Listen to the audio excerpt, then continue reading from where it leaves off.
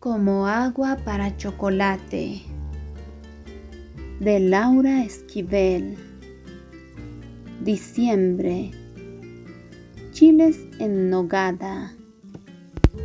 Ingredientes: 25 chiles poblanos, 8 granadas, 100 nueces de Castilla, 100 gramos de queso fresco añejo, 1 kilo de carne de res molida, 100 gramos de pasas, cuarto kilo de almendras, cuarto kilo de nueces, medio kilo de jitomate, 2 cebollas medianas, 2 acitrones, 1 durazno, 1 manzana, comino, pimienta blanca, sal y azúcar. Manera de hacerse. Las nueces se deben comenzar a pelar con unos días de anticipación, pues el hacerlo presenta un gran trabajo muy laborioso, que implica muchas horas de dedicación. Después de desprenderles la cáscara, hay que despojarlas de la piel que cubre la nuez. Se tiene que poner especial esmero en que a ninguna le quede adherido ni un solo pedazo, pues al molerlas y mezclarlas con la crema, amargarían la nogada, convirtiéndose en estéril todo el esfuerzo anterior. Tita y Chencha terminaban de pelar las nueces sentadas alrededor de la mesa del comedor. Estas nueces se utilizarían en la elaboración de los chiles en nogada que se servirían como platillo principal en la boda del día siguiente. Todos los demás miembros de la familia las habían dejado solas, desertando de la mesa del comedor con uno u otro pretexto. Solo estas dos ilustres mujeres continuaban al pie del cañón. La verdad, Tita no los culpaba. Bastante la habían ayudado ya durante toda la semana, y ella entendía muy bien que no era fácil pelar 1000 nueces sin agotarse.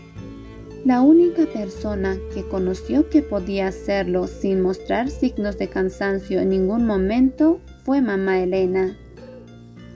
Ella no solo podía partir costales y costales de nueces en pocos días, sino que gozaba enormemente practicando esta labor. Prensar, destrozar y despellejar eran algunas de sus actividades favoritas. Las horas se le iban sin darse cuenta, cuando se sentaba en el patio con un costal de nueces entre las piernas, y no se levantaba hasta que terminaba con él. Para ella hubiera sido un juego de niños el partir estas 1000 nueces, que tanto trabajo les había costado a todos ellos. Esta descomunal cantidad se debía a que como para cada 25 chiles se necesitan pelar 100 nueces. Lógicamente a 250 chiles les correspondía 1000 nueces. Habían invitado a la boda a 80 personas, entre parientes y amigos de los más íntimos. Cada uno podría comer, si así lo deseaba, 3 chiles, lo cual era un cálculo muy decente. Se trataba de una boda íntima, pero de cualquier forma, Tita quería dar un banquete de 20 platos, como los que ya no se daban. Y por supuesto, no podían faltar en él los deliciosos chiles en nogada, pues la memorable celebración así lo ameritaba, aunque eso no representara un trabajo tan intenso. A Tita no le importaba tener los dedos negros después de haber desollado tanta nuez. Esta boda bien valía el sacrificio, pues tenía un significado muy especial para ella, también para John. Él estaba tan feliz que había sido uno de los más entusiastas colaboradores en la preparación del banquete. Justamente él fue uno de los últimos en retirarse a descansar. Se merecía un buen descanso. En el baño de su casa, John se limpiaba las manos muerto de cansancio. Le dolían las uñas de tanto pelar nueces. Se dispuso a dormir experimentando una intensa emoción. Dentro de unas horas estaría más cerca de Tita, y esto le satisfacía enormemente. La boda estaba programada para las 12 del día. Revisó con la mirada el smoking que reposaba sobre una silla. Toda la indumentaria que se pondría al día siguiente estaba meticulosamente acomodada, esperando el mejor momento para lucirse. Los zapatos brillaban como nunca, y la corbata de moño, la faja y la camisa estaban impecables. Sintiéndose satisfecho de que todo estaba en orden, tomó una larga respiración, se acostó y en cuanto puso la cabeza sobre la almohada, se quedó profundamente dormido. En cambio, Pedro no podía conciliar el sueño. Unos celos infernales le corroían las entrañas. No le agradaba nada tener que asistir a la boda y soportar ver la imagen de Tita junto a John. No entendía nada la actitud de John. Parecía que tenía atole en las venas. Sabía muy bien lo que existía entre Tita y él, y aún así seguía actuando como si nada. Esta tarde, cuando Tita estaba tratando de encender el horno, no encontraba los cerillos por ningún lado. Entonces John, el eterno galante, rápidamente se ofreció a ayudarla. Eso no fue todo. Después de haber prendido el fuego, le obsequió a Tita la caja de cerillos, tomándole sus manos entre las suyas. ¿Qué tenía que andar dándole a Tita ese tipo de regalos tontos? Solo era un buen pretexto de John para acariciarle las manos a Tita delante de él. De seguro se creía muy civilizado, pero él le iba a enseñar lo que un hombre hace cuando de verdad quiere a una mujer. Tomando su saco, se dispuso a ir a buscar a John para romperle la cara. En la puerta se detuvo. Se podría prestar habladurías que el cuñado de Tita se peleara con John un día antes de la ceremonia. Tita no se lo perdonaría. Con rabia lanzó el saco sobre la cama y se puso a buscar la pastilla para que le calmara el dolor de cabeza. El ruido que Tita hacía en la cocina se amplificaba 1000 veces a causa del dolor. Tita pensaba en su hermana mientras terminaba de pelar las pocas nueces que quedaban sobre la mesa. A Rosaura le hubiera gustado tanto estar presente en la boda. La pobre había muerto hacía un año. En honor a su memoria, se había dejado pasar todo ese tiempo para realizar la ceremonia religiosa. Su muerte había sido de lo más extraña. Había cenado como de costumbre y se había retirado inmediatamente después a su habitación. Esperanza y Tita se habían quedado platicando en el comedor. Pedro subió a despedirse de Rosaura antes de dormir.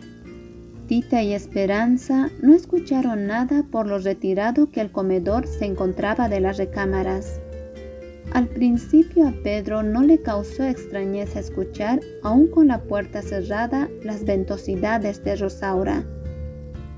Pero empezó a poner atención a estos desagradables ruidos cuando uno de ellos se prolongó más de lo acostumbrado. Parecía interminable. Pedro trató de concentrarse en el libro que tenía en las manos, pensando que no era posible que ese prolongado sonido fuera el producto de los problemas digestivos de su mujer. El piso se estremecía, la luz parpadeaba.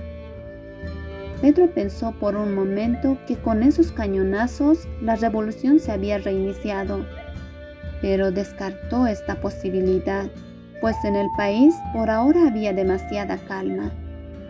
Tal vez se trataba del motor del auto de los vecinos, pero analizándolo bien, los coches de motor no despedían un olor tan nauseabundo. Era extraño que percibiera este olor a pesar de haber tomado la precaución de pasear por toda la recámara una cuchara con un trozo de carbón encendido y un poco de azúcar. Este método es de lo más eficaz en contra de los malos olores. Cuando él era niño, así acostumbraban a hacerlo en la habitación donde un enfermo del estómago hubiera defecado, y siempre lograban sanear el ambiente con gran éxito. Pero ahora de nada le había servido. Preocupado, se acercó a la puerta de comunicación entre ambas recámaras y tocando con los nudillos le preguntó a Rosaura si se sentía bien. Al no obtener respuesta, abrió y se encontró con una Rosaura de labios morados, cuerpo desinflado, ojos desencajados, mirada perdida, que daba su último suspiro. El diagnóstico de John fue una congestión estomacal aguda. El entierro estuvo muy poco concurrido, pues con la muerte se intensificó el desagradable olor que despedía el cuerpo de Rosaura. Por este motivo fueron pocas personas que se animaron a asistir. Los que no se lo perdieron fue una parvada de zopilotes que volaron sobre el cortejo hasta que terminó el entierro. Entonces, al ver que no habría ningún banquete, se retiraron muy desilusionados, dejando a Rosaura descansar en paz. Pero a Tita aún no le llegaba la hora del reposo. Su cuerpo lo pedía a gritos, pero le faltaba terminar con la nogada antes de poder hacerlo. Así que lo que más le convenía, en lugar de estar rememorando cosas pasadas, era apurarse en la cocina para poder tomar un merecido respiro. Ya que se tienen todas las nueces peladas, se muelen en el metate junto con el queso y la crema. Por último se les pone sal y pimienta blanca al gusto. Con esta nogada se cubren los chiles rellenos y se decoran después con la granada. Relleno de los chiles. La cebolla se pone a freír en un poco de aceite. Cuando está acitronada, se le agregan la carne molida, el comino y un poco de azúcar. Ya que doró la carne, se le incorporan los duraznos, manzanas, nueces, pasas, almendras y el jitomate picado hasta que sazone. Cuando ya sazonó, se le pone sal a gusto y se deja secar antes de retirarla del fuego. Por separado, los chiles se ponen a asar y se pelan. Después se abren por un lado y se les retiran las semillas y las venas. Tita y Chencha terminaron de adornar las 25 charolas con chiles y las pusieron en un lugar fresco. A la mañana siguiente, los meseros las tomaron de ese mismo lugar en perfecto estado y se las llevaron al banquete. Los meseros iban de un lado a otro atendiendo a los animados invitados. La llegada de Gertrudis a la fiesta llamó la atención de todos. Llegó en un coupé Fochte, de los primeros que sacaron con velocidades. Al bajarse del auto, por poco se le cae el gran sombrero de ala ancha con pluma de avestruz que portaba. Su vestido con hombreras era de lo más moderno y llamativo. Juan no se quedaba atrás. Lucía un elegante traje ajustado, sombrero de carrete y polainas. El hijo mayor de ambos se había convertido en un mulato escultural. Las facciones de su rostro eran muy finas y el color oscuro de su piel contrastaba con el azul agua de sus ojos. El color de la piel era la herencia de su abuelo y los ojos azules la de mamá Elena. Tenía los ojos idénticos a la abuela. Tras ellos venía el sargento Treviño, quien desde que terminó la revolución había sido contratado como guardaespaldas personal de Gertrudis. En la entrada del rancho, Nicolás y Rosalío, en traje de charro de gala, recogían las invitaciones a las personas que aún seguían llegando. Se trataba de unas invitaciones bellísimas. Alex y Esperanza las habían elaborado personalmente. El papel de las invitaciones, la tinta negra con que las escribieron, la tinta dorada para las orillas de los sobres y el lacre con el que los sellaron era su obra y su orgullo. Todo había sido preparado según la costumbre y utilizando las recetas de la familia de la Garza. Bueno, la tinta negra no había sido necesario elaborarla, pues había quedado bastante de la que prepararon para la boda de Pedro con Rosaura. Era una tinta seca a la que solamente le añadieron un poco de agua y quedó como recién hecha. Esta se obtiene mezclando 8 onzas de goma arábiga, 5 onzas y media de agallas, 4 onzas de sulfato de hierro, 2 onzas y media de palo de Campeche y medio de sulfato de cobre. Para la tinta dorada que se pone en la orilla de los sobres, se toma 1 onza de horpimiente y otra de piedra de cristal finamente molido. Se ponen estos polvos en 5 o 6 claras de huevo bien batidas hasta que queden como agua. Y por su parte, el lacre se prepara derritiendo 1 libra de goma laca, media de menjuí, media de calafonia y 1 de bermellón. Cuando ya está líquido, se vacía sobre una mesa untada con aceite de almendras dulces. Y antes de que se enfríe, se forman los palitos o barras. Esperanza y Alex se pasaron muchas tardes siguiendo al pie de la letra estas recetas para poder hacer unas invitaciones únicas, y lo habían logrado. Cada una era una obra de arte.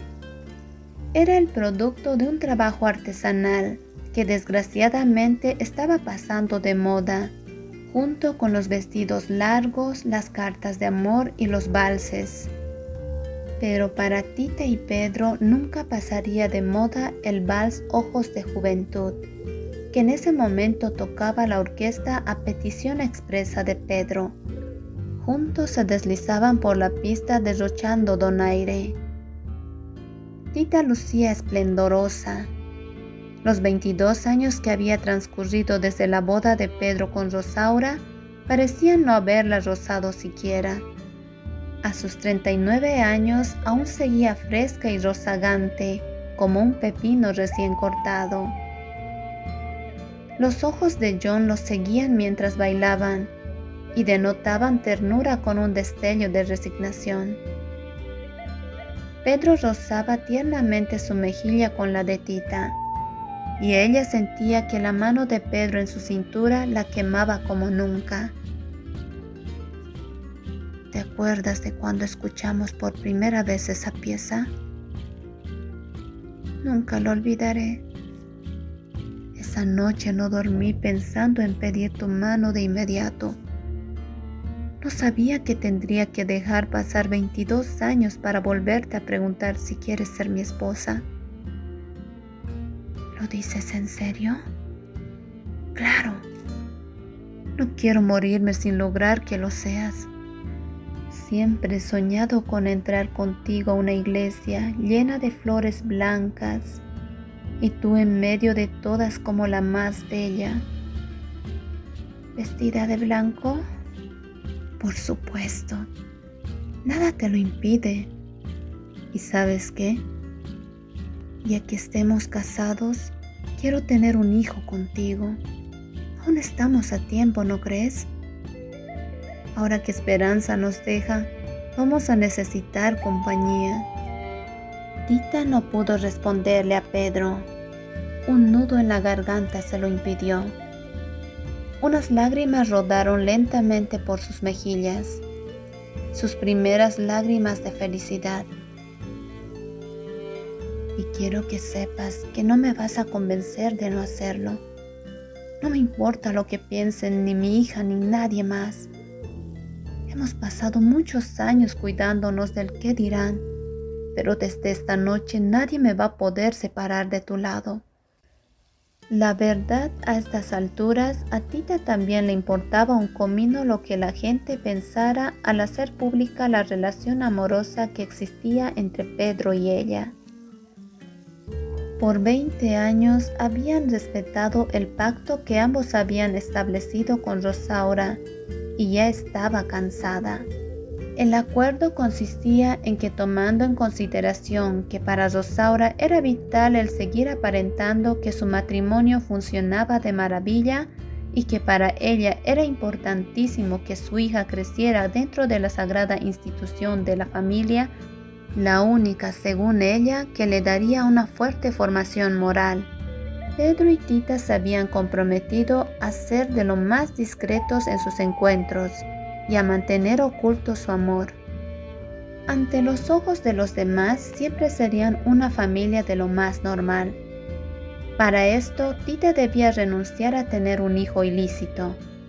Para compensarla, Rosaura estaba dispuesta a compartir a Esperanza con ella de la siguiente manera. Tita se encargaría de la alimentación de la niña y Rosaura de su educación. Rosaura, por su parte, quedaba obligada a convivir con ellos de una manera amistosa, evitando celos y reclamos. En general, todos habían respetado el convenio, menos en lo referente a la educación de Esperanza. Tita deseaba para Esperanza una educación muy diferente a la que Rosaura planeaba para ella. Así que, aunque no le correspondía, aprovechaba los momentos en que Esperanza estaba a su lado para proporcionarle a la niña otro tipo de conocimientos de los que su madre le daba. Estos momentos formaban la mayor parte del día, pues la cocina era el lugar preferido de Esperanza, y Tita su mejor confidente y amiga. Precisamente fue una tarde de las que pasaban juntas en la cocina cuando Tita se enteró de que Alex, el hijo de John Brown, pretendía a Esperanza. Tita fue la primera en saberlo. Habían vuelto a verse después de muchos años en una fiesta de preparatoria donde Esperanza estudiaba. Alex ya estaba terminando su carrera de médico. Desde el primer momento se habían atraído el uno hacia el otro. Cuando Esperanza le dijo a Tita que al recibir la mirada de Alex sobre su cuerpo, ella se había sentido como la masa de un buñuelo entrando al aceite hirviendo. Tita supo que Alex y Esperanza se unirían irremediablemente. Rosaura intentó por todos los medios de evitarlo. Desde un principio se opuso franca y terminantemente. Pedro y Tita intercedieron por Esperanza, y de esta manera se inició entre ellos una verdadera guerra a muerte. Rosaura exigía a gritos sus derechos. Pedro y Tita estaban rompiendo el pacto y eso no era justo. No era la primera vez que tenían discusiones a causa de Esperanza. Las primeras fueron porque Rosaura se empeñaba en que su hija no asistiera a la escuela, pues lo consideraba una pérdida de tiempo. Si la misión de Esperanza en esta vida era únicamente la de cuidarla a ella, su madre, por siempre, no necesitaba para nada de elevados conocimientos. Era preferible que estudiara piano, canto y baile. El dominar estas actividades le sería de enorme utilidad en la vida. En primera, porque así Esperanza podría proporcionarle a Rosaura maravillosas tardes de entretenimiento y diversión. Y en segunda, porque su participación dentro de las fiestas de sociedad sería de lo más relevante y espectacular. De esta forma capturaría las atenciones de todos y sería siempre muy bien aceptada dentro de la clase alta. Haciendo una gran labor, lograron convencer a Rosaura tras largas pláticas de que era importante que Esperanza, aparte de cantar, bailar y tocar el piano virtuosamente, pudiera hablar de cosas interesantes cuando se acercaran a ella. Y para esto era vital que asistiera a la escuela. Rosaura a regañadientes aceptó mandar a la niña al colegio, pero solo porque se había convencido de que Esperanza, aparte de poder conversar de una manera amena e interesante, en la primaria se codearía con la crema y nata de Piedras Negras. Entonces Esperanza asistió a la mejor escuela con el objeto de pulir su intelecto. Tita, por su parte, se encargó de enseñarle algo igual de valioso: los secretos de la vida y del amor a través de la cocina.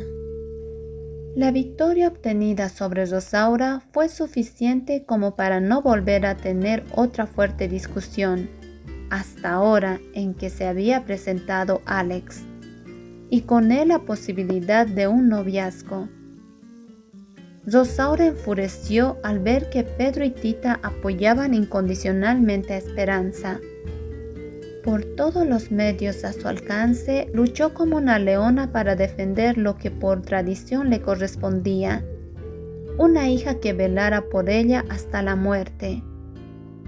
Gritó, pateó, vociferó, escupió, vomitó y amenazó desesperadamente. Por primera vez rompió el pacto y lanzó maldiciones en contra de Pedro y Tita, aparte de echarles en cara todos los sufrimientos que le habían ocasionado. La casa se convirtió en un campo de batalla. Los portazos estaban a la orden del día.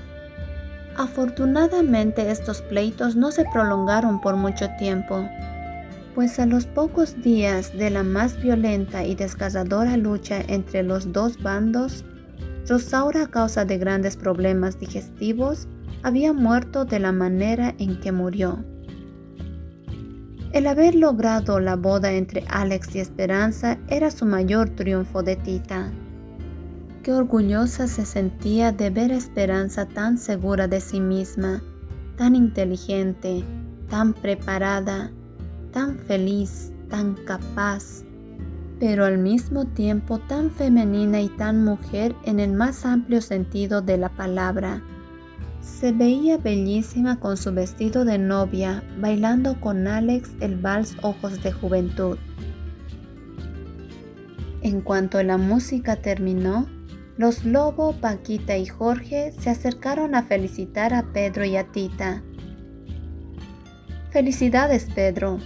Tu hija no pudo haber encontrado mejor partido que Alex en 10 millas a la redonda». «Sí, Alex Brown es un excelente muchacho. Lo único malo es que nos va a abandonar. Alex se ganó una beca para hacer su doctorado en la Universidad de Harvard. Y hoy mismo, después de la boda, salen para allá». «¡Oh, qué barbaridad, Tita! ¿Y ahora qué vas a hacer?», comentó con mucho veneno Paquita. «Sin Esperanza en la casa ya no vas a poder vivir cerca de Pedro. Ay, antes que te vayas a vivir a otro lado, dame la receta de los chiles en nogada. Se ven exquisitos». Los chiles en nogada no solo se veían muy bien, sino que realmente estaban deliciosos. Nunca le habían quedado a Tita tan exquisitos. Los chiles lucían con orgullo los colores de la bandera: el verde de los chiles, el blanco de la nogada y el rojo de la granada. Estos platones tricolores duraron muy poco tiempo. En un abrir y cerrar de ojos, los chiles desaparecieron de las charolas. Qué lejano estaba el día en que Tita se había sentido como un chile en nogada que se deja por decencia para no demostrar la gula. Tita se preguntaba si el hecho de que no quedara ningún chile era signo de que estaban olvidando las buenas costumbres, o de que en verdad estaban espléndidos. Los comensales se veían encantados. Qué diferencia entre esta y la desafortunada boda de Pedro con Rosaura, cuando todos los invitados terminaron intoxicados. Ahora, por el contrario, al probar los chiles en nogada, en lugar de sentir una gran nostalgia y frustración, Todos experimentaban una sensación parecida a la de Gertrudis cuando comió las codornices en pétalos de rosas. Y para variar, Gertrudis fue la primera en sentir nuevamente los síntomas. Se encontraba en medio del patio bailando con Juan, mi querido capitán, y cantaba el estribillo mientras danzaba como nunca. Cada vez que pronunciaba «ay, ay, ay, ay, mi querido capitán», recordaba la época lejana cuando Juan aún era capitán y se encontró con él en pleno campo completamente desnuda. De inmediato reconoció el calor de las piernas, el cosquilleo en el centro de su cuerpo, los pensamientos pecaminosos, y decidió retirarse con su esposo antes de que las cosas llegaran a mayores. Gertrudis fue la primera que inició la desbandada. Todos los demás invitados, con uno u otro pretexto y con miradas libidinosas, también pidieron disculpas y se retiraron. Los novios interiormente lo agradecieron, pues entonces ellos quedaron en libertad de tomar sus maletas e irse lo más pronto posible. Les urgía llegar al hotel. Cuando Tita y Pedro se dieron cuenta, solo quedaban en el rancho John, Chencha y ellos dos. Todos los demás, incluyendo los trabajadores del rancho, ya se encontraban en el lugar más alejado al que pudieron llegar, haciendo desenfrenadamente lo suyo. Algunos bajo el puente de Piedras Negras e Eagle Pass. Los más conservadores dentro de su auto mal estacionado sobre la carretera, y los más donde pudieron.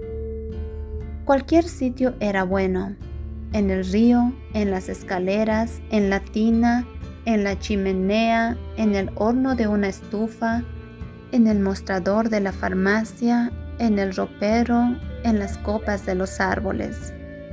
La necesidad es la madre de todos los inventos y todas las posturas. Ese día hubo más creatividad que nunca en la historia de la humanidad. Por su parte, Tita y Pedro hacían poderosos esfuerzos por no dar rienda suelta a sus impulsos sexuales, pero estos eran tan fuertes que transponían la barrera de su piel y salían al exterior en forma de un calor y un olor singular. John lo notó, y viendo que estaba haciendo mal tercio, se despidió y se fue. A Tita le dio pena verlo irse solo. John debió haberse casado con alguien cuando ella se negó a ser su esposa, pero nunca lo hizo. En cuanto John partió, Chencha pidió permiso para ir a su pueblo. Hacía unos días que su esposo se había ido a levantar adobe, y de pronto le había dado unos deseos inmensos de verlo. Si Pedro y Tita hubieran planeado quedarse solos de luna de miel, no lo hubieran logrado con menos esfuerzo. Por primera vez en la vida podían amarse libremente. Por muchos años fue necesario tomar una serie de precauciones para que no los vieran, para que nadie sospechara, para que Tita no se embarazara, para no gritar de placer cuando estaban uno dentro del otro. Desde ahora todo eso pertenecía al pasado. Sin necesidad de palabras, se tomaron de las manos y se dirigieron al cuarto oscuro. Antes de entrar, Pedro la tomó en sus brazos, abrió lentamente la puerta, y ante su vista quedó el cuarto oscuro completamente transformado.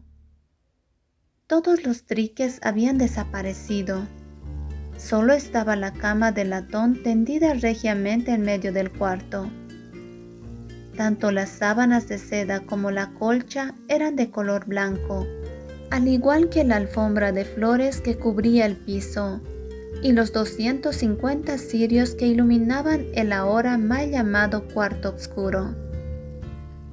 Tita se emocionó pensando en el trabajo que Pedro había pasado para adornarlo de esta manera, y Pedro lo mismo, pensando cómo se las había ingeniado Tita para hacerlo a escondidas.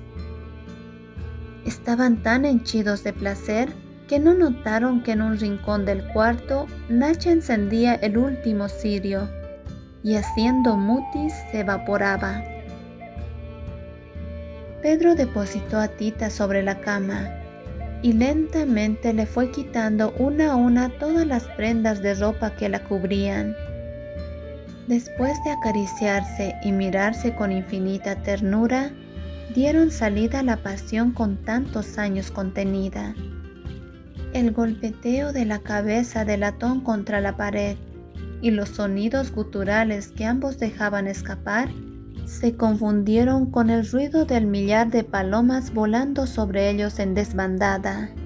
El sexto sentido que los animales tienen indicó a las palomas que era preciso huir rápidamente del rancho.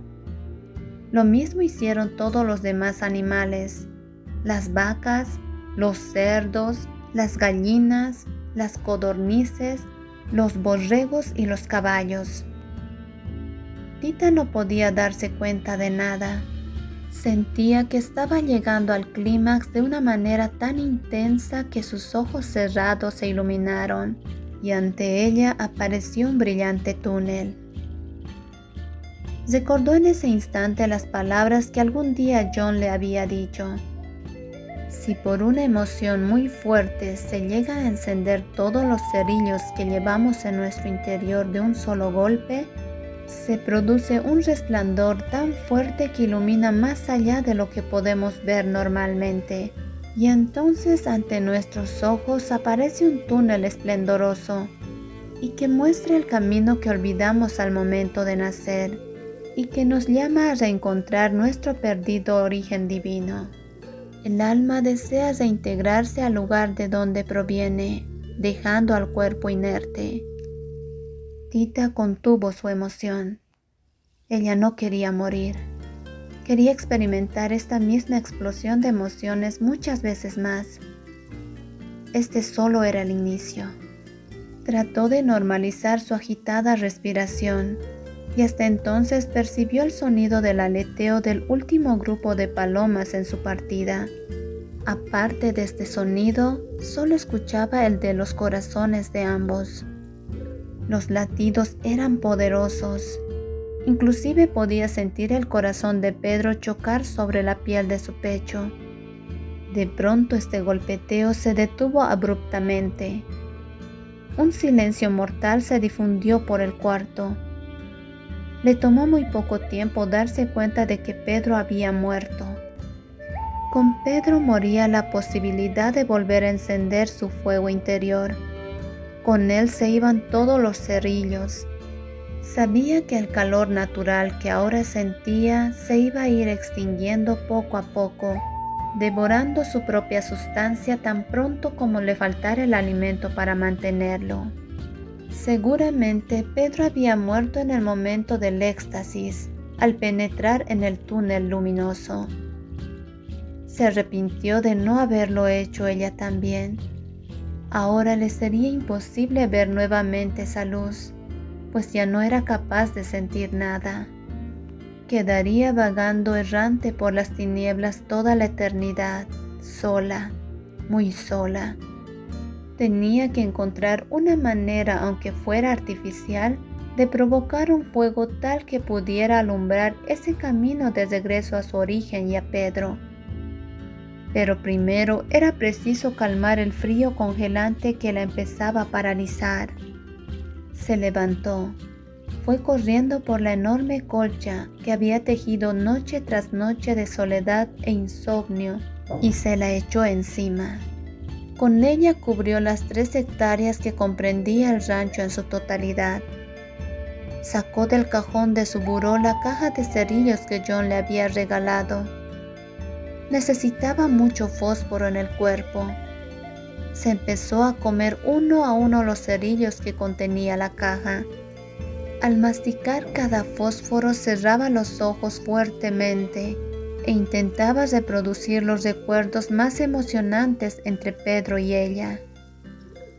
La primera mirada que recibió de él, el primer roce de sus manos, el primer ramo de rosas, el primer beso, la primera caricia, la primera relación íntima, y logró lo que proponía. Cuando el fósforo que masticaba hacía contacto con la luminosa imagen que evocaba, el cerillo se encendía. Poco a poco su visión se fue aclarando, hasta que ante sus ojos apareció nuevamente el túnel. Ahí a la entrada estaba la luminosa figura de Pedro esperándola. Tita no dudó, se dejó ir a su encuentro, y ambos se fundieron en un largo abrazo, y experimentando nuevamente un clímax amoroso, partiendo juntos hacia el Edén perdido. Ya nunca más se separarían. En ese momento los cuerpos ardientes de Pedro y Tita empezaron a lanzar brillantes chispas. Estas encendieron la colcha, que a su vez incendió todo el rancho.